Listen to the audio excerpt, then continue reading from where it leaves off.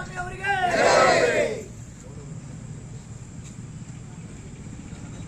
ಪಟ್ಟಣ ಪಂಚಾಯತಿಗೆ ಪಟ್ಟಣ ಪಂಚಾಯತಿಗೆ ಅಧಿಕಾರಿಗಳಿಗೆ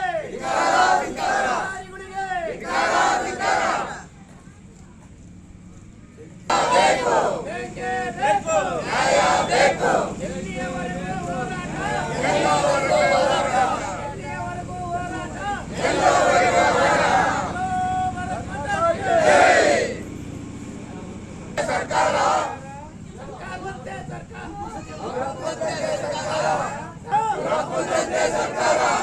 ಕಾನೂನಂತೆ ಕಾನೂನು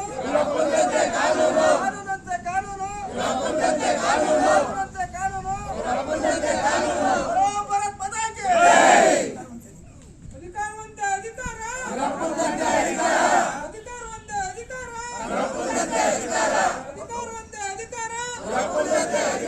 ಬರೋಬ್ಬರ ಪದಾಕೆ. ಸಂಘದ ಹೋರಾಟ ಈ ದಿನಕ್ಕೆ 15 ದಿನಕ್ಕೆ ಕಾಲಿಡ್ತಾ ಇದೆ. ಇಲ್ಲಿ ಜಿಲ್ಲಾಡಳಿತ ಆಗ್ಲಿ ಪ್ರಜಾಪ್ರತಿನಿಧಿಗಳಾಗ್ಲಿ ಯಾರಿಗೂ ಕೂಡ ಕಿವಿನೂ ಕೇಳ್ತಿಲ್ಲ, ಕಣ್ಣು ಕಾಣ್ತಿಲ್ಲ. ಇವರು ಕಾಟಾಚಾರಕ್ಕೆ ಬರ್ತಾರೆ, ಹೇಳ್ತಾರೆ, ಹೋಗ್ತಾರೆ. ಆದ್ರೆ ನಮ್ಮ ಹೋರಾಟ ನಾವು ನಿಲ್ಲಿಸಿಲ್ಲ.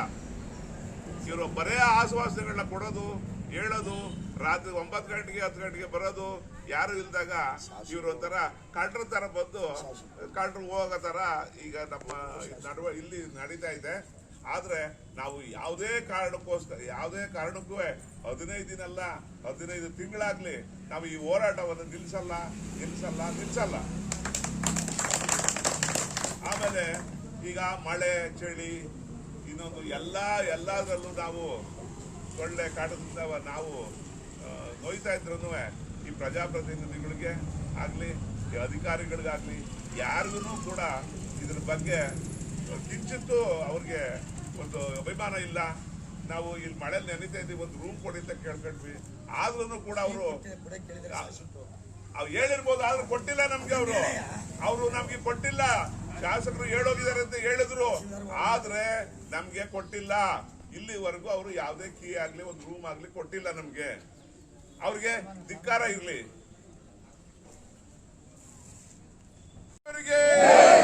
ಡಾಕ್ಟರ್ BR ಅಂಬೇಡ್ಕರ್ ಅವರಿಗೆ, ಮಹಾತ್ಮ ಗಾಂಧಿ ಅವರಿಗೆ,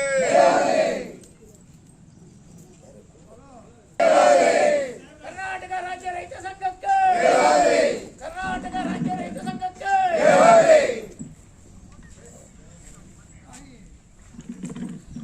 ನಾನು ಈಗ ಒಂದು ವಾರದಿಂದ ಬಂದಾಗ ಜನಸಂಖ್ಯೆ, ಬೈಕ್ಗಳ ಸಂಖ್ಯೆ ತುಂಬಾ ಕಡಿಮೆ ಇತ್ತು. ಆದ್ರೆ ದಿನದಿಂದ ದಿನಕ್ಕೆ ಹೋಗ್ತಾ ಬೈಕ್ಗಳ ಸಂಖ್ಯೆ ಕೂಡ ಹೆಚ್ಚಾಗ್ತಾ ಇದೆ. ಸರ್ ನಮಸ್ಕಾರ. ಇಲ್ಲಿ ಧರಣಿ ಸ್ಥಳದಲ್ಲಿ ಸರ್ ನಾವು ಕೀ ಕೊಟ್ವಲ್ಲ, MLA ಅವ್ರು ನಿಮ್ಗೆ ಹೇಳಿರಿ, ನೀವು ಹೇಳ್ತೀವಿ ಅಂದ್ರಿ.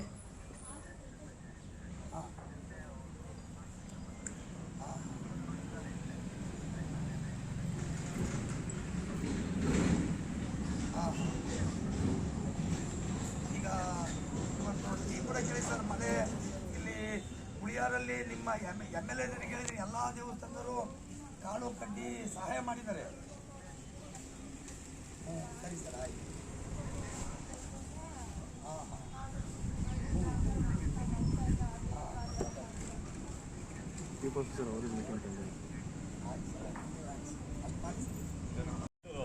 ಗಣನೀಯ ಪ್ರಮಾಣದಲ್ಲಿ ಹೆಚ್ಚಾಗ್ತಾ ಇದೆ. ಈಗ ನಮ್ಮ ಅಧ್ಯಕ್ಷರಾಗಿರ್ತಕ್ಕಂಥ ಚಂದ್ರಣ್ಣವರು ತಹಸೀಲ್ದಾರ್ ಹತ್ರ ಮಾತಾಡಿದ್ರು.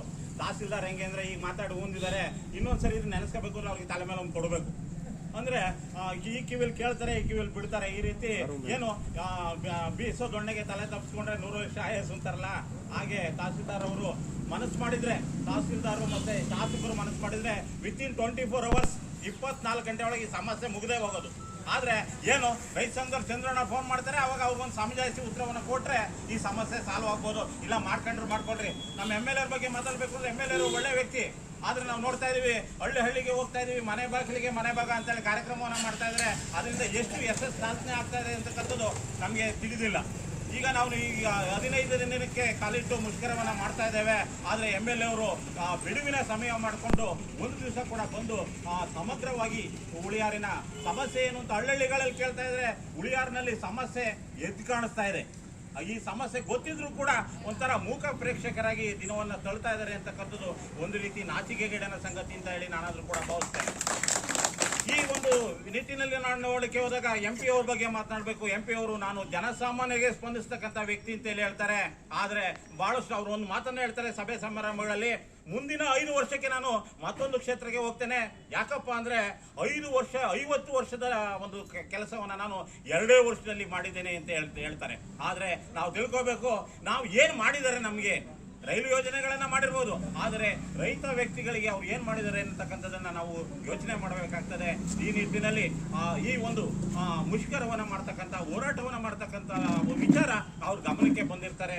ಆದ್ರೂ ಕೂಡ ಅವರು ಅದನ್ನ ಒಂದು ಪ್ರಮುಖ ವಿಷಯವನ್ನಾಗಿ ತೆಗೆದುಕೊಳ್ಳಲ್ಲ ಅಂತಕ್ಕಂಥ ವಿಷಯವನ್ನ ಕೂಡ ನಾವು ಮನದಟ್ಟು ಮಾಡ್ಕೋಬೇಕಾಗ್ತದೆ. ಈ ನಿಟ್ಟಿನಲ್ಲಿ 15ನೇ ದಿನವನ್ನ ನಾವು ಪೂರೈಸ್ತಾ ಇದ್ದೇವೆ. ಹಲವಾರು ದಾನಿಗಳು ಇದಕ್ಕೆ ಪ್ರೋತ್ಸಾಹ ಕೊಡ್ತಾ ಇದ್ದಾರೆ. ನನಗೆ ಒಂದು ಪ್ರಶ್ನೆ ಏನಪ್ಪಾ ಅಂದ್ರೆ, ಇದಿಷ್ಟೊಂದು ನೂಕಾಡ್ಕೊಂಡು ಹೋಗ್ತಾ ಇದೆ ಅಂದ್ರೆ ಇದಕ್ಕೆ ಪ್ರಬಲ ವಿರೋಧವನ್ನು ಕೊಡ್ತಕ್ಕಂಥವ್ರು ಉಳಿಯಾರ್ನಲ್ಲೇ ಯಾಕಿರಬಾರ್ದು?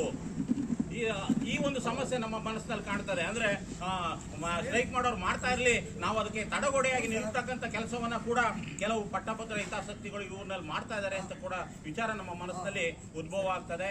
ಈ ನಿಟ್ಟಿನಲ್ಲಿ ನಾವು ನೋಡ್ತೇವೆ ಜನರಲ್ಲಿ ಜಾಗೃತಿಯನ್ನ ಮೊದಲಿಗೆ ನೋಡಿದಾಗ ಹೊಸಳ್ಳಿ ಚಂದ್ರಣ್ಣವ್ರು ಏನ್ ಮಾಡ್ತಾರೆ, 3 ಜನ 4 ಜನ ಕೂತ್ಕೊಂಡು ಏನೋ ಮಾಡ್ತಾರೆ ಅಂತಕ್ಕಂಥ ಭಾವನೆ ಇತ್ತು. ಆದ್ರೆ ಅದು ಹೋಗಲಾಡಿಸಿ ತಹಸೀಲ್ದಾರ್ ಅವರು ಬಂದಿರ್ಬೋದು, 2 ಸಲ ಭೇಟಿ ಕೊಟ್ಟಿರ್ಬೋದು, ಆದ್ರೆ ಈ ಒಂದು ಕಾರ್ಯವನ್ನ ಮಾಡಬೇಕು ಅಂತಕ್ಕಂಥ ಮನಸ್ಸು ಅವರ ಮನಸ್ಸಿನಲ್ಲಿ ಇದ್ದಿದ್ರೆ ಇಷ್ಟೊತ್ತಿಗೆ ಅದು ಪರಿಣಾಮಕಾರಿಯಾಗಿ ಜಾರಿಗೆ ಬರ್ತಾ ಇತ್ತು. ಆದ್ರೆ ನಾವು ನೋಡ್ತಾ ಇದೀವಿ ಇಲ್ಲಿ ಕೆಲಸ ಮಾಡ್ತಾ ಇದ್ದಾರೆ, ಅವ್ರ ವಿರುದ್ಧವಾಗಿ ನಾವು ಹೋರಾಟವನ್ನ ಮಾಡ್ತಾ ಇದ್ದೇವೆ. ಆದ್ರೆ ಇದು ನಮಗೆ ಸಂಬಂಧಪಟ್ಟಿಲ್ಲದೆ ಇರ್ತಕ್ಕಂಥ ವಿಚಾರ ಅಂತ ಹೇಳಿ ಈ ಪಟ್ಟಣ ಪಂಚಾಯತಿ ಅಧಿಕಾರಿಗಳು ವರ್ತಿಸ್ತಾ ಇರೋದನ್ನ ನೋಡಿದ್ರೆ ನಮ್ಮನ್ನ ಏನು ಕೈಲಾಗದವರು ಅನ್ನತಕ್ಕಂಥ ನಿಟ್ಟಿನಲ್ಲಿ ಅವ್ರು ಭಾವಿಸಿದ್ದಾರೆ ಅಂತೇಳಿ ನಾನಾದ್ರೂ ಕೂಡ ಭಾವಿಸ್ತಾ, ಏನೇ ಆಗ್ಲಿ ನಾವು ಇಟ್ಟ ಹೆಜ್ಜೆಯನ್ನ ಹಿಂದೆ ಇಡಬಾರ್ದು. ಏನೇ ಸಮಸ್ಯೆಗಳು ಬರಲಿ ಅದನ್ನ ಮೆಟ್ಟಿ ನಿಂತಾಗ ಅದಕ್ಕೆ ಒಂದು ಯಶಸ್ಸು ಸಿಗ್ತದೆ ಅಂತಕ್ಕಂಥದ್ದು ನಿದರ್ಶನವಾಗಿ ಉಳಿಯಾರ್ನಲ್ಲಿ ಉಳಿಬೇಕು. ಈ ನಿಟ್ಟಿನಲ್ಲಿ ನಾವೆಲ್ಲ ಕೂಡ ಪ್ರಯತ್ನವನ್ನ ಪಡಬೇಕು ಅಂತೇಳಿ ನಾನಾದ್ರೂ ಭಾವಿಸ್ತಾ ನನ್ನ 2 ಮಾತನ್ನ ಮುಗಿಸ್ತೇನೆ. ಚಳವಳಿ ಮಾಡ್ತೀನಿ, ನಮ್ಮ ಭೇಟಿಗೆ ನಿಮ್ಮ ಕೈಲಿ ನಡೆಸ್ಕೊಡಂತವತ್ತಿ ನಾವು ಚಳವಳಿ ಮಾಡಿದ್ದೀವಿ. ಇವತ್ತು ಉಳಿಯಾರಲ್ಲಿ ಇರ್ತಕ್ಕಂಥ ಎಲ್ಲ ದೇವಸ್ಥಾನಗಳು ದಿನಸಿಗಳು ಇಷ್ಟೆಲ್ಲ ಇಡೀ ಉಳಿಯಾರ ಸಮಗ್ರ ಜನಗಳೇ ಸಹಾಯ ಮಾಡ್ತೇವೆ. ಅದು ಹಂಚ್ಕಂಡಾಗ ಇಕ್ಕೇಣಾಗ ಕೊಡಕ್ಕೆ ನಿಮ್ಗೆ ಆಗಲ್ಲ ಅಂದ್ರೆ ನಾವೇನು ಮಾಡ್ಬೇಕು ಸರ್? ನಾವೇನು ಬೀಗ ಹೊಡಿಯಕ್ಕೆ ಬರುತ್ತೆ? ನಾವು